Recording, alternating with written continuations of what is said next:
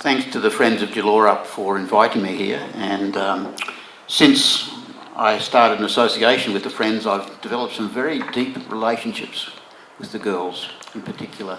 So it's a great pleasure to be here, and I have spent a bit of time reading these documents as well. They are very threatening and intimidating, but nevertheless, if you have a focus, you can get through them. But it does take a bit of time. So what I've got here for you is my summary of some of the salient points of what I think are some of the biggest points to make in any submission, the ones that are most likely to influence a final decision.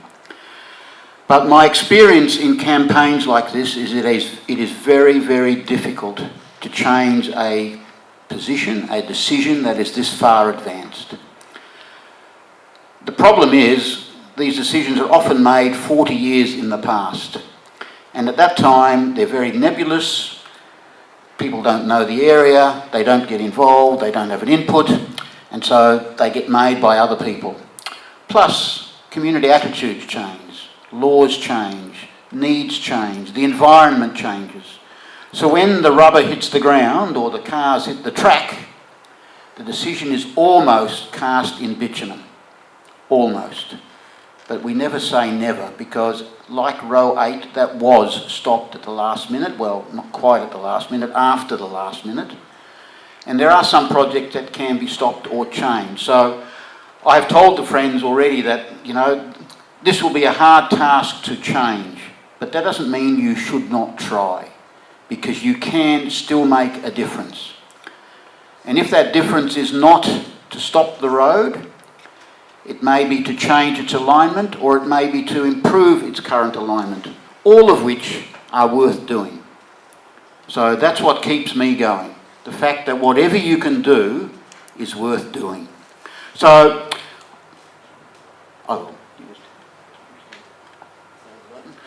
okay, so what I've got here is a summary, as I said, of some salient points, and I do have copies of this document at the back. I'm letting Sue manage who it goes to, because I only brought 15 copies with me. I've divided it into a number of sections, starting off with the overarching section, which is the fact that this is being assessed under the EP Act, the Environmental Protection Act in WA, and the Environmental Protection and Biodiversity Conservation Act, Commonwealth, and there's a lot of overlap between the two. So some of these arguments will also go to the Act. I have focused very much on the EP Act. So in the document and in the Act, there's a lot of talk about the precautionary principle, the principle of intergenerational equity, and the principle of conservation of biological diversity and ecological integrity. Most of the time, these are throwaway lines by the authorities. They typically do not know what it means or how to implement them. But we all know that we're losing our ecological support services all over the world, including in Australia and including in Western Australia. We can see it just driving down. As I was driving down the Forest Highway, I could see the loss that we're facing right now. But that doesn't seem to hit home to the big decision makers. But there's something that you can talk about. And a clear example of that is to avoid and minimise clearing. And that's been the biggest driver of my last 4 years of very intense submissions and appeals on roadside vegetation clearing and other clearing. Avoid and minimise. Avoid and minimise. You can avoid and minimise.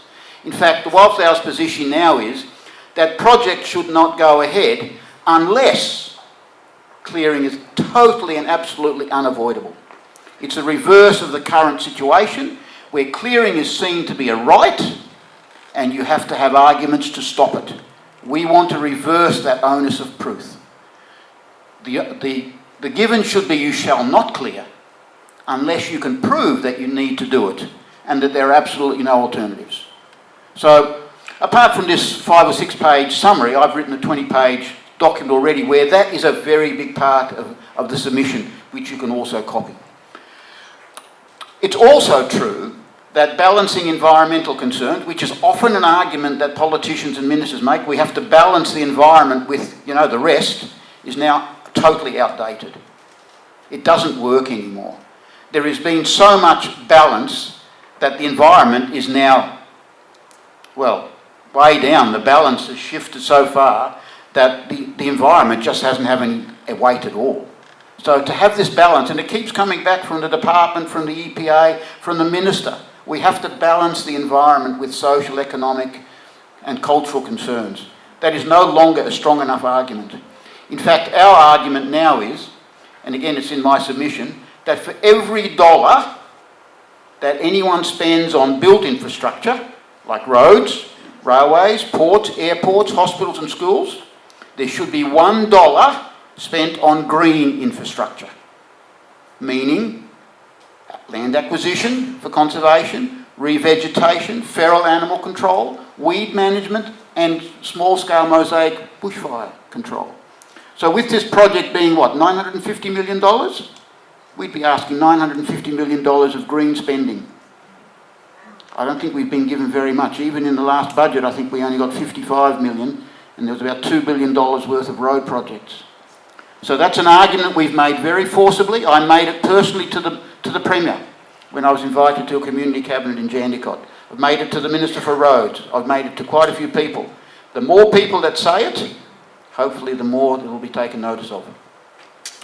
So, Main Roads needs to demonstrate why they need this road, and they need to demonstrate why they need it where it's proposed to be. They need to give good enough arguments, and there are arguments in the document. But you've got to read through them to see if you can find any holes in them, and I found a few holes. So they need to describe the need, they need to look at non-clearing options. Did they actually look at any non-clearing options for this route or any other route? Did they look at rail? Did they look at how do we transport the goods that are supposedly being moved here? Do we need to move them? Do we need to move them to where they're going? Probably the answer is yes, but give us some good reasons. You know, demonstrate the need.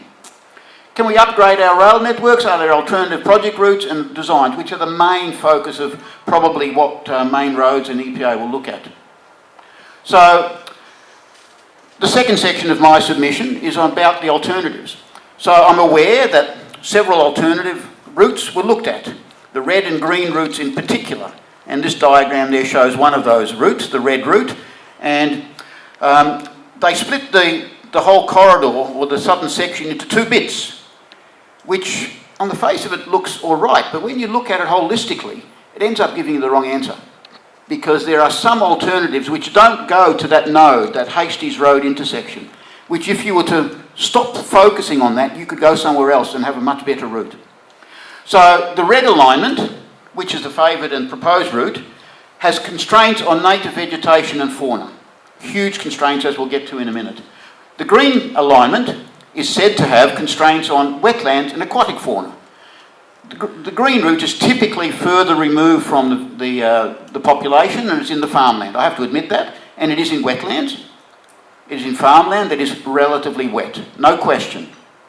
So it's very hard to balance some of these things sometimes, but the green route has a higher impact on it also has a higher impact on property severance and farmers, and that is an issue. I have to say, you know, cultural issues and social issues are important. But nevertheless, we have to think about what really can be done to mitigate those routes, those impacts.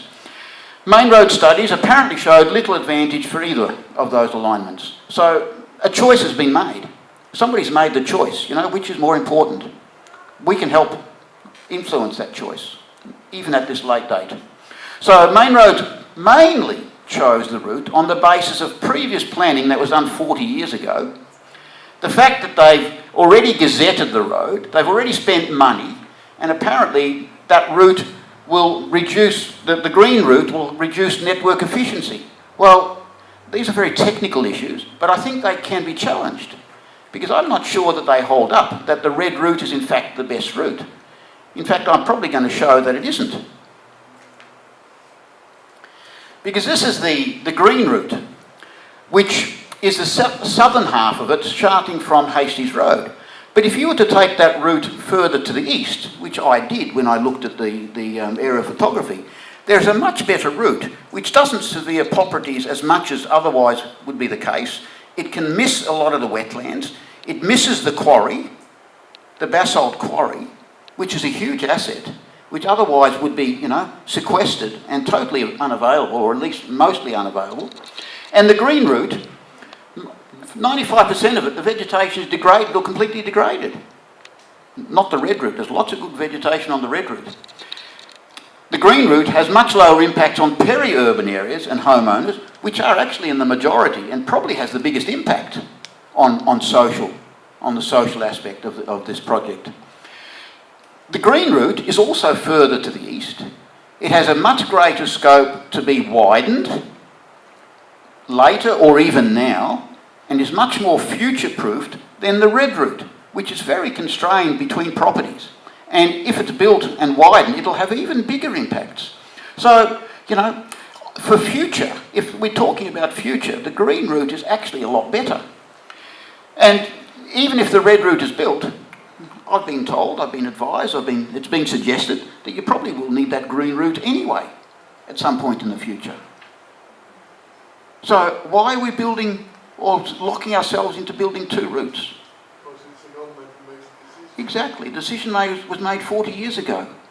That's the route talk. The avoid clearing talk. As I've said, clear only if the project is of high social or economic importance, and only if it's absolutely unavoidable and there is no viable alternative. Wildflower Society's position is there should be no further clearing on the Swan Coastal Plain. Period. Stop. No more. Also in the wheat belt. Wheat belt is the most overcleared area in WA. But we're still clearing apace. Everybody is still approving clearing, even though we have threatened ecological communities. Banksia woodland, Chewett woodland, they're threatened. What does threatened mean? Well, for goodness sake, they're about to become extinct. So why are you keeping on contributing to extinction? Does that make any sense? I think the human race probably should go extinct. We're the biggest pest on the planet. Pardon my French. But why can't they even comply with their own acts and their own legislation and programs? Threatened means threatened. It means there's so little left. If your baby was threatened, would you go and kill your baby? I don't think so. Well, so main roads should also be designing major roads that are better, not bigger. I've been involved with many projects. I was involved on the Forest Highway, believe it or not. I represented the Conservation Council, and Main Roads paid my salary to kick butt. Seriously, you don't believe me, do you? But they actually paid me to sit on the project to give them grief, to tell them how to do things better. Well, at least to advise and suggest. I was their blue sky thinker, paid to annoy them.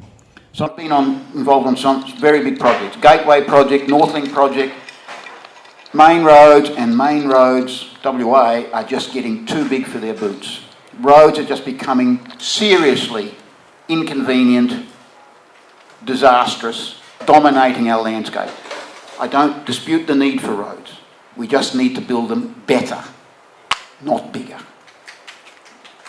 So Main Roads needs to demonstrate comprehensively what they have looked at in terms of minimising as well as avoiding clearing. And there, even if you don't avoid entirely, there are still lots of ways you can minimise.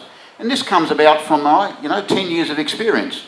Working on the Forest Highway, not only did they learn from me, I learned from them. And I'm now able to comment back on some of their designs.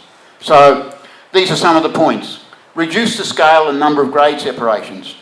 I can understand why grade separations are useful. It means you can travel 90 kilometres an hour around a corner. Yeah, but you take up, 10 hectares to do so. Is it always necessary? Steepen the batters. If you do a cut and fill, have them steeper rather than shallower. Because for every metre you go up, you go 4 metres out. Takes a big land take. Use retaining walls if necessary. If road safety is your concern, use road safety barriers. They're demonstrated to be the most successful engineering option to save lives. Better than having a recovery zone which is 10 metres wide, which means there's no trees or shrubs in there. Road safety barriers are so much better. But they still have the audacity to put the road safety barriers 5 metres from the travelling lane. I can see some of the reason for that. Maybe you want to park there. But it ends up clearing so much vegetation, it's almost no effect. So if they can build road safety barriers on Cornana Freeway between Canning Bridge and the Narrows that are only half a metre from your wheel when you're driving at 100 kilometres an hour, why can't they do it elsewhere in the state? They have never explained that to me. We can reduce speed limits. That reduces accidents. Sorry, accidents is no longer a word that you can use. It's crashes. It is never an accident. Because an accident is something you can't control. Every time we have a crash, it is totally under the control of the driver or other things. So Accidents are caused. they're caused. So they're a crash. They're now called a crash. So reducing speed limits reduces crashes or reduces the effect of the crash. Another thing to try and do is to keep the road profile close to the existing natural surface, because that reduces clearing. Because every time you don't, you have a cut and a fill, and it reduces clearing. It increases clearing. I understand why you might want to have a level road, because it can improve energy efficiency. The other argument is you can look 300 metres across, and you can see a kangaroo that's dropped on the road, if the road is flat. Whereas if it's on a hilly thing, if a kangaroo's crashed on the road, or fallen on the road, or crossing the road, you're going to hit it. But they can change that, and I have got them to change that on South Coast Highway, near Albany. And stormwater basins, we need to have vegetation in them, not totally cleared. Oh, by the way, those pictures in there you would have noticed were of some of those factors. So, impacts on flora and fauna, if you want to get down to the nitty-gritty. Main roads is considering clearing 76 hectares of vegetation, which they state over and over again is not environmentally significant. On what basis do they make that claim? We've seen so many projects where they have made this claim and have challenged it. We have said that there is no transparent, quantitative, scientific, ecologically defensible assessment and decision-making to determine significance. It's a waving of the hand. That's all it is. So, 25 hectares of clearing a TEC, particularly a Banksia TEC, goodness gracious me, has to be environmentally significant. It's a threatened community. How can you not say it's environmentally significant? Removing 104 species of this Caladinia, a white spider orchid, it's not a threatened species, but a priority 4, which is still important, is 3% of the population. How can you say that's not environmentally significant? Wildflower Society has been proposing a series of quantitative numbers for what determines environmental significance. They've all been rejected by DEWA. It hasn't gone to EPA yet, but the appeals convener has also not accepted them. Some of my numbers are quite low, like 0.005% of the quantity. But one of my colleagues, he works in the international arena and he works for the International Finance Corporation. And their environmental clearance requirements are much tougher than they are in Australia. And they're working in places like Burma, Myanmar, Laos, Thailand, Rwanda, Sri Lanka, Burkina Faso, where my colleague stopped going because of the threat of bombings and terrorist attacks. He was going there. But they use those criteria over there. I can't think that they have much stronger environmental legislation than we do, but our significance criteria are, and that criteria is 0.5%. Anything that's more than 0.5% of the population is environmentally significant. Here we're losing 3% of this orchid. How can that not be environmentally significant? So, well, there are the numbers, in fact, that I've put up. We did the tree survey. The group did the tree survey with a bit of help from me. 2,350 significant trees will be cleared. How can that not be significant? The trees were classified as being significant if they were culturally significant. Trees with scars or direction signs of some kind or other. When they were large, that designation was a bit arbitrary, but nevertheless, we had a criteria that was for largest, on the larger side of the spectrum, particularly about diameter, whether they were cockatoo breeding trees, and there is a defined criteria for that, 500 millimetres or more at breast height, whether they were breeding trees, in other words, whether they hot hollows, that's a bit harder to see, but it has been done by both Main Roads and the Friends, and whether there's any evidence of nests or usage. So all those trees satisfied one or other of those criteria. And some of the trees that we saw are those on the right. So those are some photographs of trees that we classified as significant. Still keeping on the flora and vegetation, there are a number of trees listed as national champion trees in the corridor, and these pictures are from Terry. I have seen all of them, and they are absolutely magnificent trees. The giant chewit is about 52 metres high, and I thought all the biggest chewits were in the Ludlow chewit forest, where all the accidents seem to happen. Or maybe they're looking at those trees while they're having the accident, the crashes, I don't know. But apparently this one out in the paddock is the biggest chewit around. And thankfully, I believe the route has been deviated to save it. So that's a good thing. But the ancient mudger, which is the one in the middle of the picture, the Victory mudger, which is the one on the right next to it, the giant woody pear, oh, P got cut off, should have been pear, sorry about that, is the one on the bottom right-hand corner, and the giant hollyleaf bank is the one in the top right-hand corner. In my experience, my estimation, my knowledge of the bushland around WA, they are, you know, the biggest or amongst the biggest of those species in WA, no question, and they're now listed as that. They're possibly the last of their kind in WA, so once they're gone, they're gone. There won't be anything that will replace them, in part because, A, there's very few of them left to begin with, but our climate is changing and the rainfall is decreasing, so much so that we will never get any trees that will ever grow that big again. So we are losing Notre Dame Cathedral, the Eiffel Tower, the pyramids, you know, right here. That couldn't ever be countenanced, could it? Or it shouldn't. And this is in some areas that apparently are classified as degraded vegetation by the vegetation condition scale, and I would have to agree that those classifications are correct because I designated them as such. But nevertheless, where they are, those trees are just so important and significant. And also, they are classified as part of the Banksia TEC. And that's also where all the ringtail possums are. That's been demonstrated by the main road surveys that they commissioned. That's where all the possums are, in those trees. So in one fell swoop, they're destroying 4 lots of, you know, significance.